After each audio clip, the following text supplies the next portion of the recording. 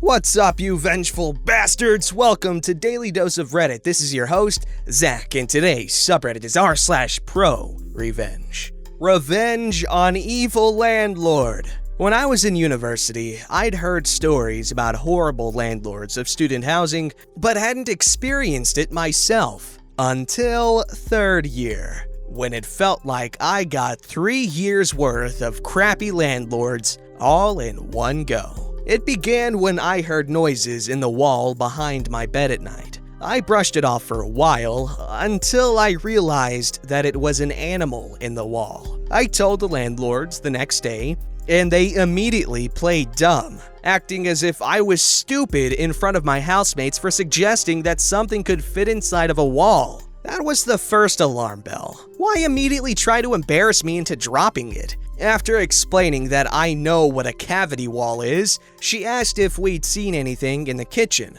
Oddly specific, we didn't think about it until later. From then on, her husband dealt with us. We weren't aware that he was our landlord too. A little time passes, still nothing done about the noise in my wall.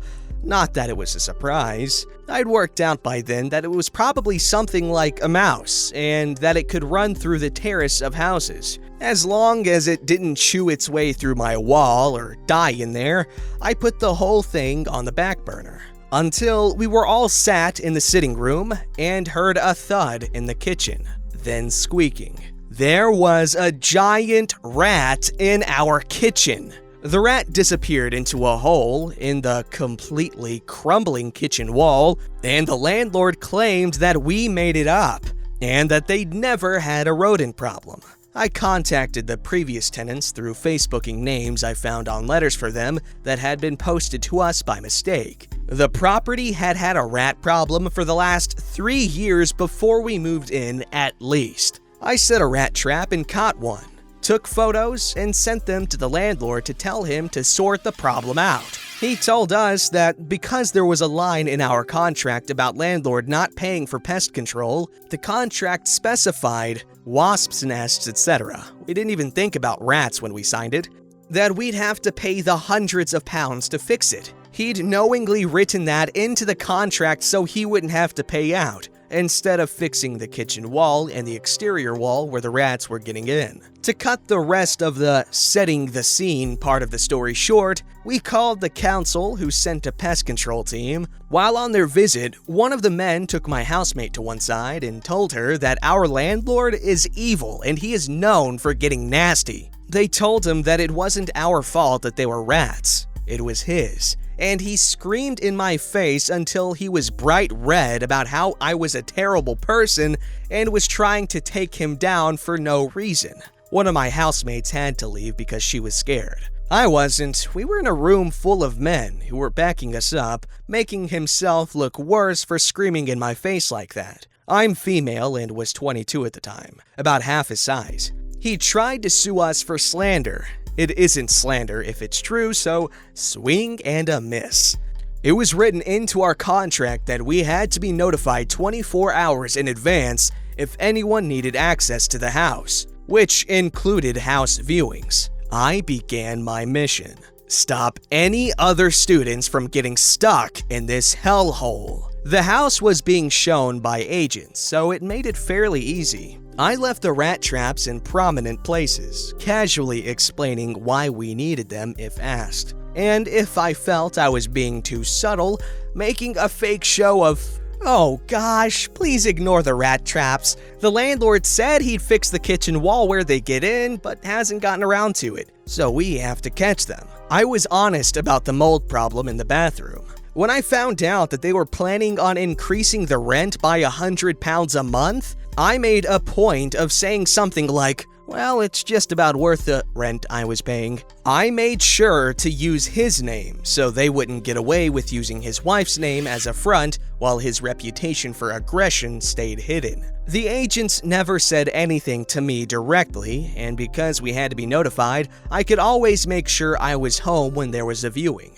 My housemates fully supported my revenge, but I was the woman of action in the house. When I'm sure I'm in the right, I will do what's necessary to make things right. That was until they tried to turn up unannounced one day. not even knocking, just unlocked our front door and walked in. Luckily, I was in the house and kicked them out for not informing us and told them that they were in breach of our contract. If the crappy landlord could use it to beat us with, two can play at that game. No new tenants had signed for the house by the time we were free of that hellhole. It's been 2 years now though, so I have no idea what happened to the rat house. Oh my gosh, how do people think that they can get away with crap like that? Where are all the landlords that are like another parent for people or something? You know, the people that actually care about their tenants and stuff like that. That would be nice. That would be nice. But this landlord's behavior is actually kind of making sense because that man is obviously a rat, so why wouldn't he want his rat brethren to live where they please? Alrighty, this story's called My Dad Had an Affair with His BFF's Wife. So, my dad had an affair with his BFF's wife. Let's call her Jane. She claimed she was pretty much in love with my father, and of course her husband didn't know. I found out because once I got a Facebook Messenger message from a fake account telling me that my father was hanging with his BFF's wife. I actually didn't care. My parents have been divorced since 2005. The problem was that someone unknown was sending my mother text messages, telling her to leave my father alone and many offensive things. We let it slide for a while, but then those anonymous messages became a daily thing. We confronted my dad and he confessed that he was sleeping with Jane, but he said she was not the one sending the messages. He said he was sure because Jane's husband was also getting those messages. My dad was practically blinded by her manipulation, and my mom and I had a really strong hunch that it was her. My dad got so mad after we suggested it that he stopped speaking to me and my mom for a while. I also got mad, but much more offended because he would not believe me. I mean, I had no reason to lie to him. Still, I let all of that slide. But then, I got another anonymous message offending me, telling me I was just like my mother and that's why my boyfriend had dumped me, and that we would be alone for the rest of our lives, and things like that. Then I got really mad.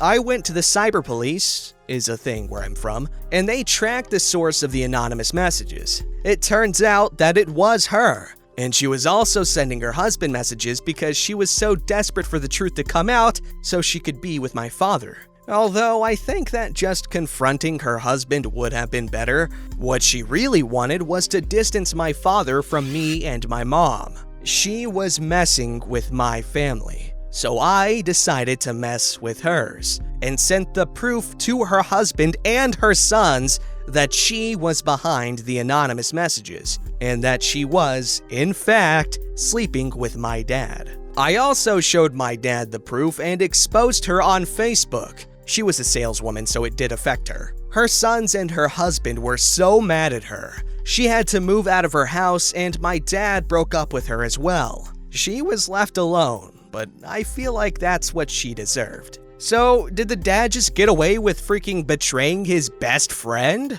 Like, what? Like, they're just glossing over the fact that they're best friends and he's sleeping with his wife. That's horrible. I mean, depending on who you ask. Some people are into that.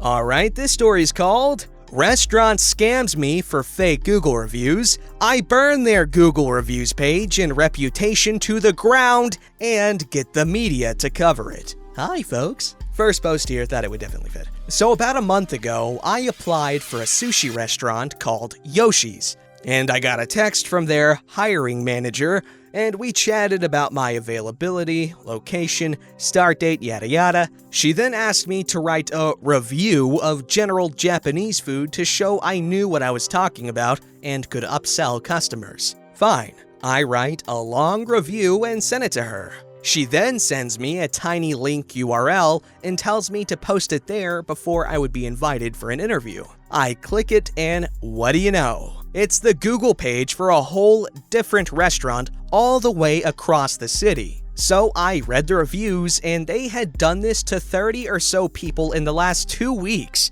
at the different locations franchised to the same crazy owner. I was pissed to say the least. This happened peak Brovid in my state. People are unemployed at staggering rates, struggling to feed their families, and these buttholes are scamming potential hires for fake reviews. Being unemployed, I had some time on my hands, so I screenshotted our convo and posted it all over social media. They went from 3.4 to 1.2 in a few hours, with more than 70 new reviews about their crappy behavior. I was satisfied with that, and a report to the Attorney General here. But then I noticed the owner had managed to get all the reviews removed, so at that point, I went full nuclear. I contacted every media outlet, reported them to every oversight board, emailed corporate about it, and reported them to Google. I managed to get one of our local news outlets to cover it,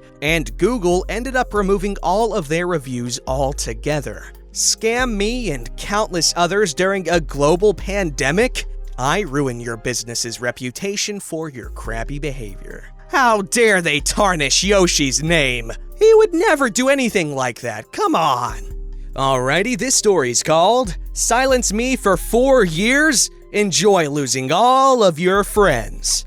So, some backstory. My freshman year of high school, I was sexually assaulted by a peer, and so was another girl. I kept it to myself because we had a lot of mutual friends and I didn't want them to be uncomfortable or feel like they had to choose a side. I also felt like I was responsible, and it made me feel really guilty. I also suffered a lot of psychological repercussions. An eating disorder, I began eating, I developed severe anxiety and depression.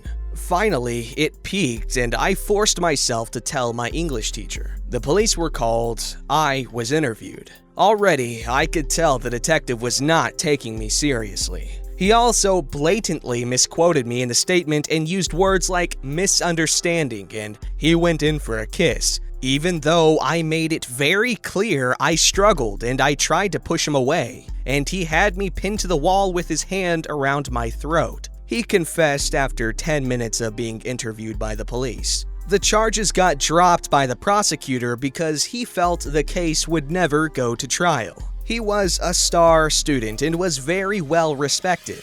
After this, he was banned from speaking at school-sanctioned events. I was still quiet because I'm not a rock the boat type of person. Eventually, I found out he was planning on going to the same college I was going to. I wrote him a letter asking him to please reconsider. He had said he was very sorry earlier. I told him to put his money where his mouth is and prove it. He never replied.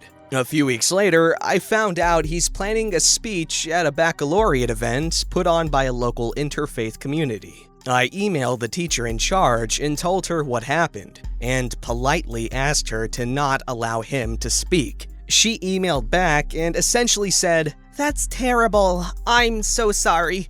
We're still gonna let him speak though. Feel better?" I'm livid at this point. I've been dismissed, belittled, ignored, and unheard for years despite my efforts to get justice. He's still incredibly popular and everyone loves him. I decided I've done all I can. I tried to take care of things on the down low, talk to him privately to come to an agreement, talk to the organizer to try and come to an agreement.